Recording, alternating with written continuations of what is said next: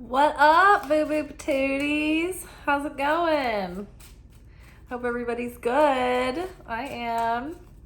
We're here for our weekly energy oracle forecast for the week, where we take a look at the energy ahead to see what our spiritual and energetic weather might be looking like.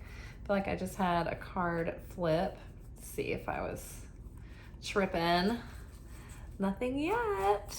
Hope everybody's doing well. Yeah, so on Sunday nights, we check to see what kind of energy is going to be on the forecast for the week ahead.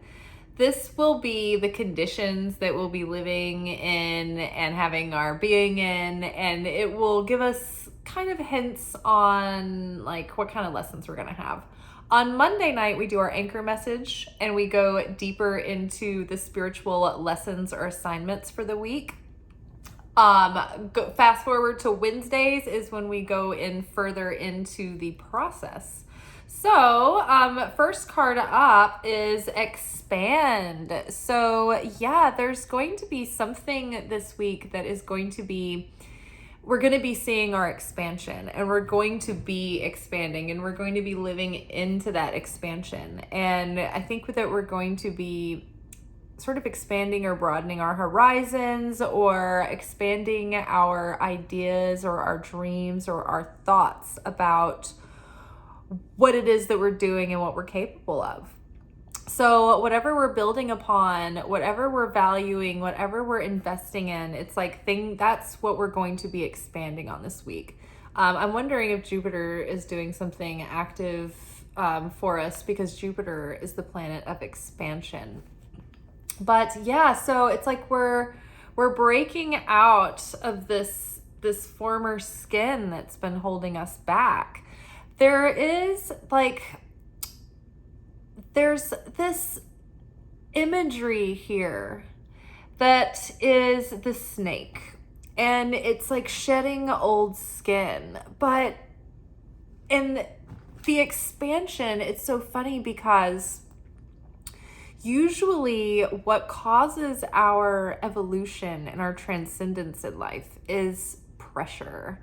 And that pressure usually plagues on our thoughts, and we're torn in two directions. And the lesson is to tune into the heart. Where is the heart leading us? And so in this illustration, it's like the growth and the transformation by the snake shedding the old skin is there, you know. The mind is like almost pulled in two directions, but the heart is what's at the center. It's heart-centered decision making that's going to expand, right?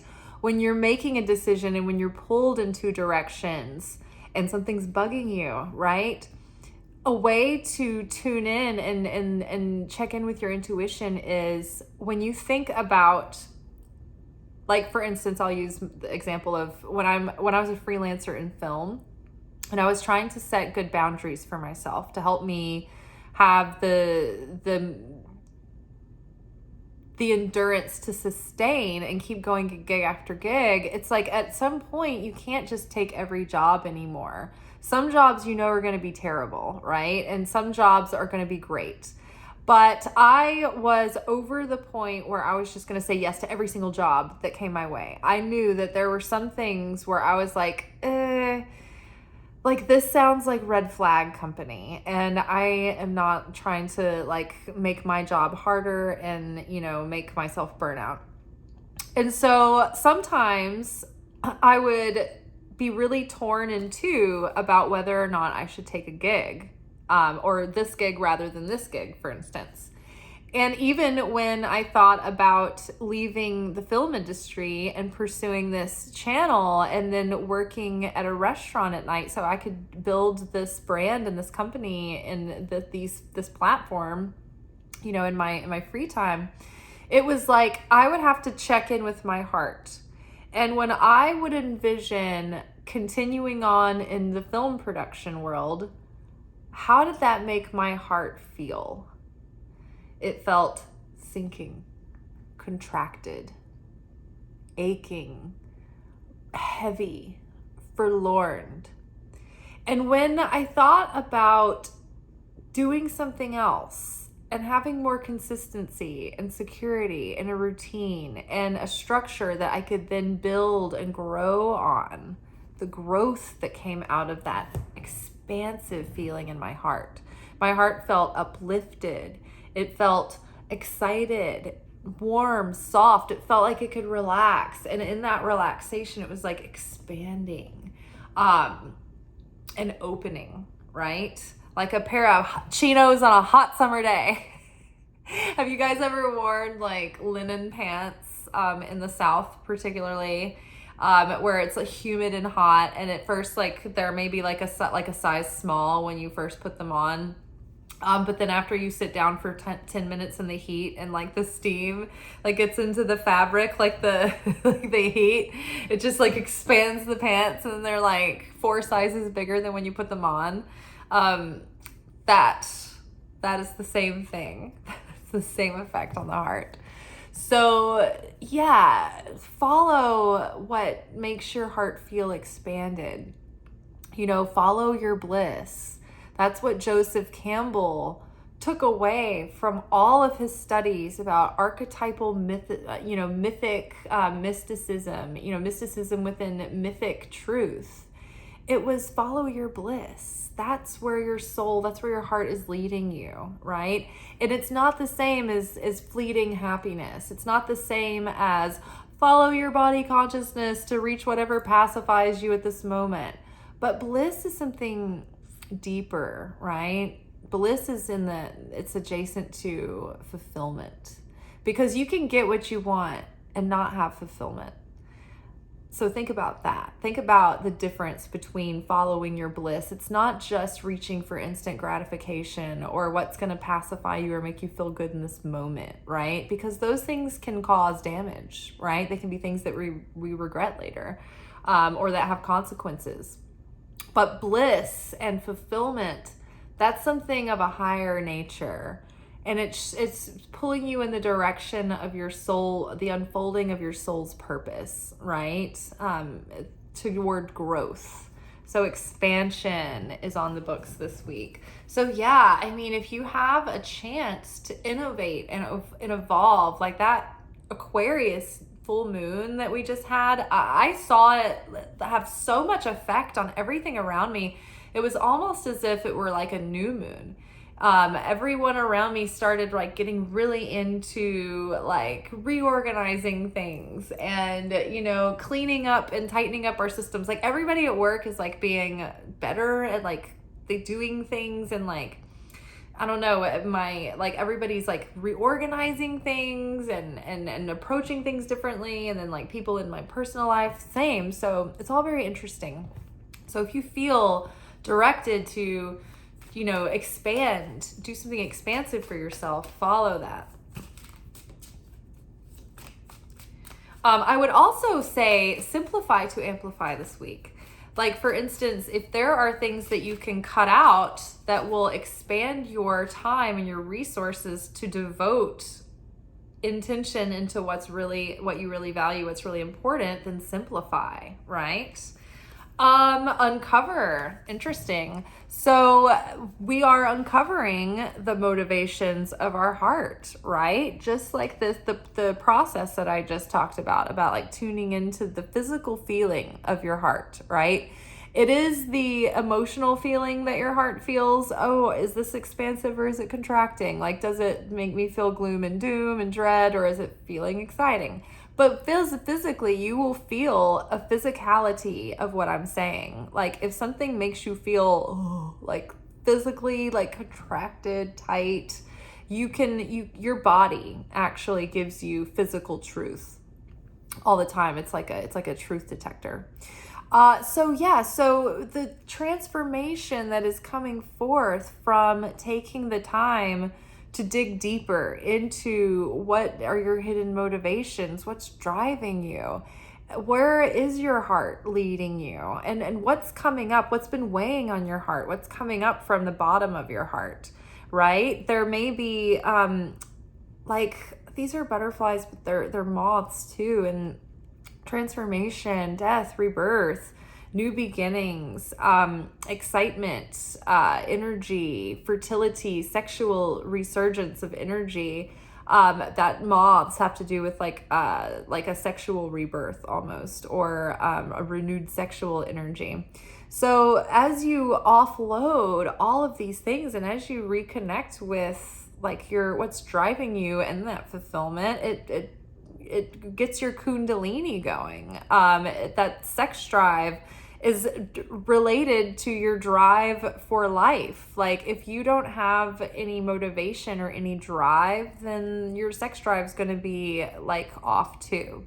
You know, people are really preoccupied with like nowadays, and we're gonna go here. We're gonna go into an awkward discussion. Erectile dysfunction.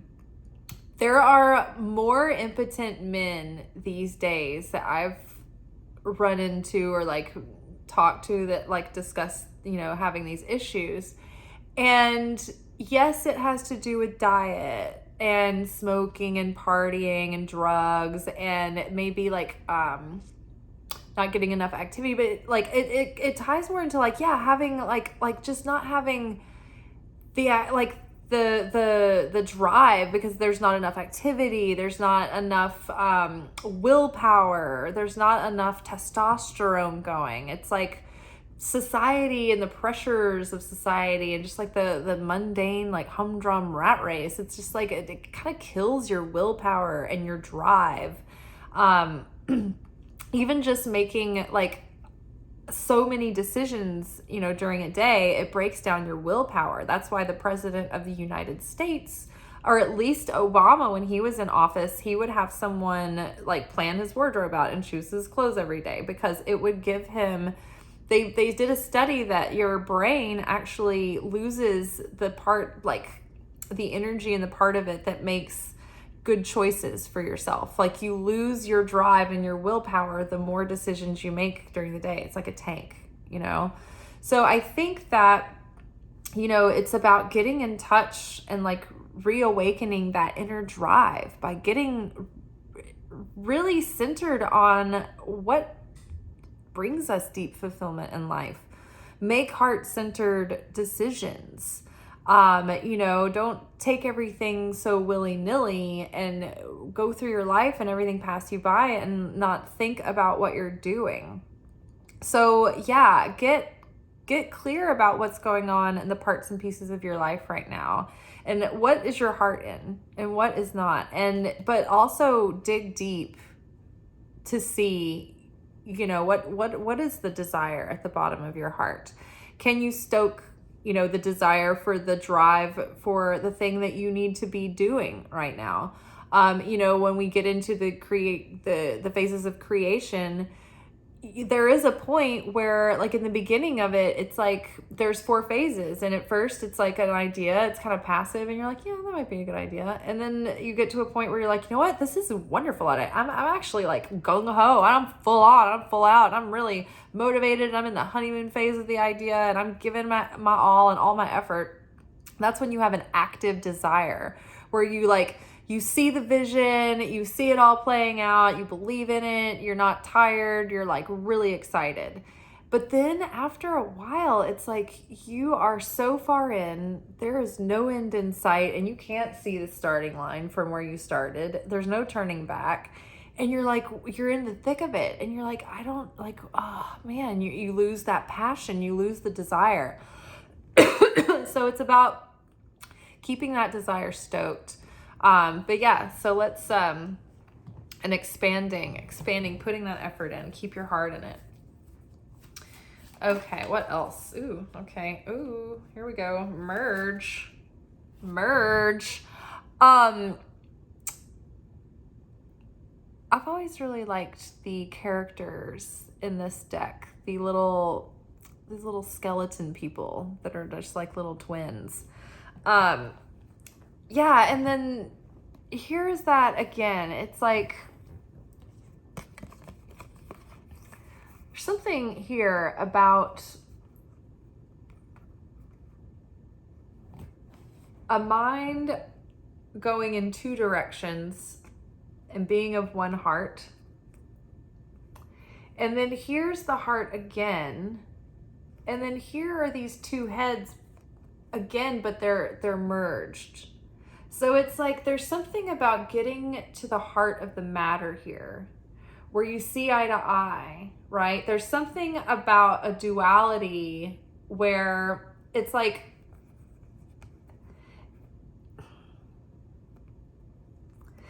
there's one heart but two minds that are thinking that they're going in the different direction, but the heart is shared. The heart of it is shared.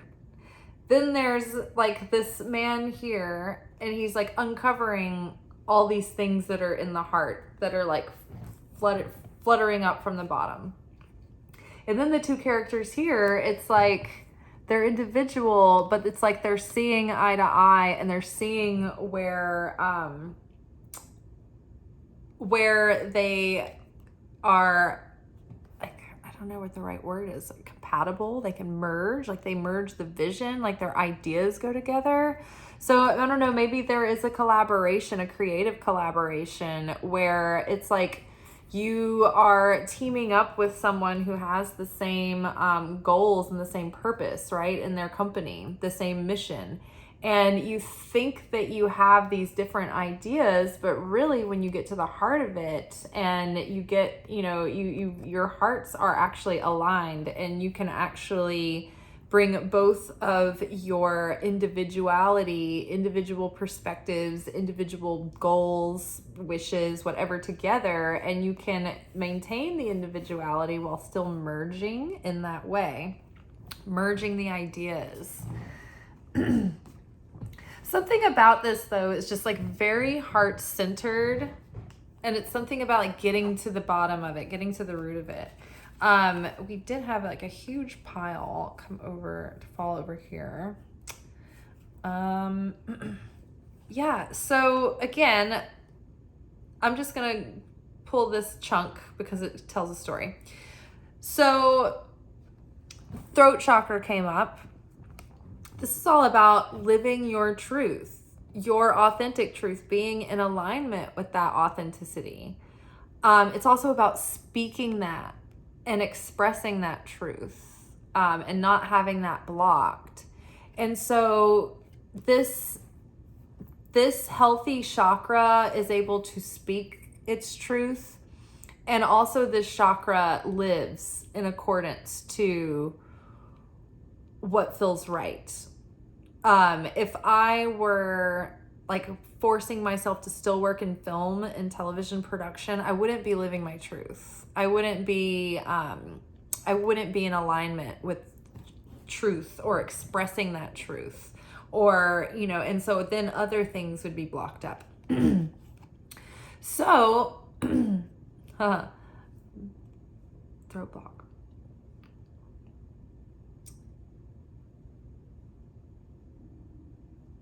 Speak from the heart, live from the heart, align with that truth. Spirit, right, is guiding this. And it's like, again, we have these merged figures. And it's like their spines are aligned back to back.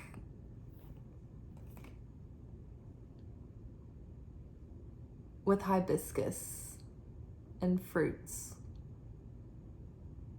And the bat wings of death and rebirth. And so this is always a card about spiritual rebirth, but tuning into spirit and spirit being involved in this and having that consciousness all the time. It's like the light is in everything. And if we assume that, then everything has a different context about how we look at it and how it plays out. So there may be a real spiritual, there's like spiritual value here.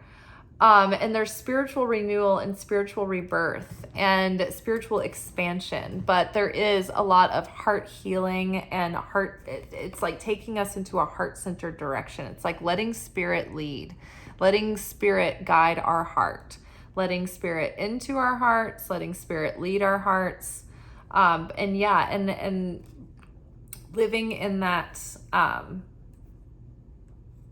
that truth of the cosmic truth, that spiritual truth. Living in alignment with that puts you in the flow of the cosmic harmony of the universe.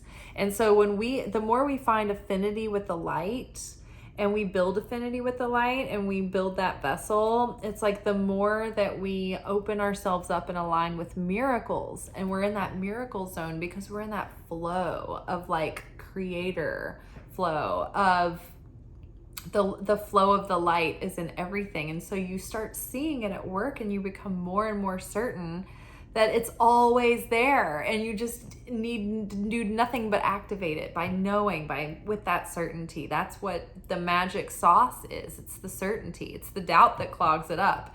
It's everything is working all the time. It's just our own doubt that like gets in our own way. We have creation. So, and that this is, again, it's like what we say. It's like coming up out from the head, and the mouth is like what we're growing. These are irises. And so what was last week was the angel of, let's see, it was of patience and acceptance that I was working with. And the angel is named Iris, and Iris has the rainbow light of the integration of all of the wavelengths of the fruits of the spirit, essentially. I can't remember everything about it, but it was all about temperance. It was like the integration of all of these virtues, right, in one place. And so I see this is like Iris. It's like it's healing and it's activating, but it's like we are speak what you want into creation, call it into being, right? Express what you want to spirit, express that desire, and know that whatever you're talking about, whatever your consciousness is trained on, like make sure that you are speaking what you want to grow, speaking beauty, speaking growth into your life, and being mindful about what you're creating with your words. Our words are very powerful. So there is opposition, and then back to our words are very powerful. Like one of the things that I've been working on the most this year is having a regular, not just like once a day, but like all through the day practice of prayer where I pray out loud with my mouth and my voice. Even if it's like if I'm out and like at work, sometimes I'll be praying under my breath out loud. No one will be listening, but it's like I'll be talking to myself. But your prayers, saying them out loud, like everything that you're saying all the time is like, it's like a prayer that you're just like putting out there into the world.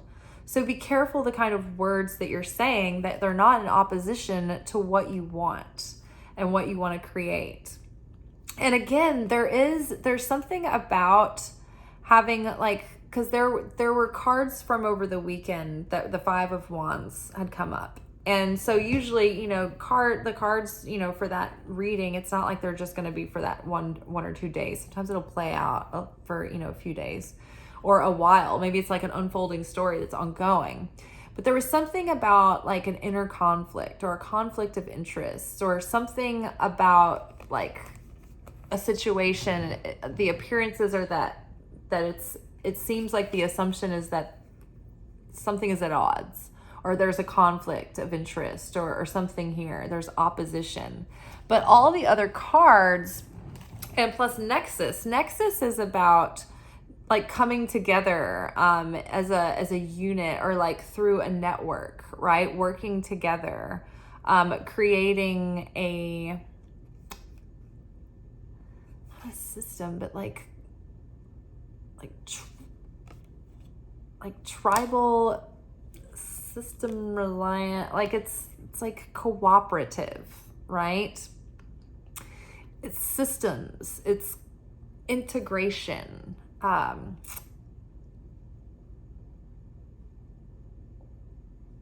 like webs, things that crisscross. It all is working together, right? And so yeah, be of optimism. Don't let opposition hold you back from anything this week, because I think that everything else is poised to come together. And it's like, focus more on the spiritual rebirth, focus more on the spiritual purpose of what's happening right now. Why, like in Kabbalah, we learn pause. What a pleasure. Why is this in my movie? No matter what's happening, whether it's pleasant or unpleasant, the lesson is to say pause. Wow, what a pleasure. Why is this in my movie? Everything is happening in your movie for the unfoldment of your spiritual awakening, right? So whatever's happening right now, really look at it. What truth is this offering up to me, right? What opportunity do I have here to really like connect with my authenticity and, you know, come into alignment with that higher self, and with that divine guidance and that divine path and that divine timing and that flow, where we're just, everything is just like flowing and easy and we're in the zone. Speaking of, I wish my phone would focus.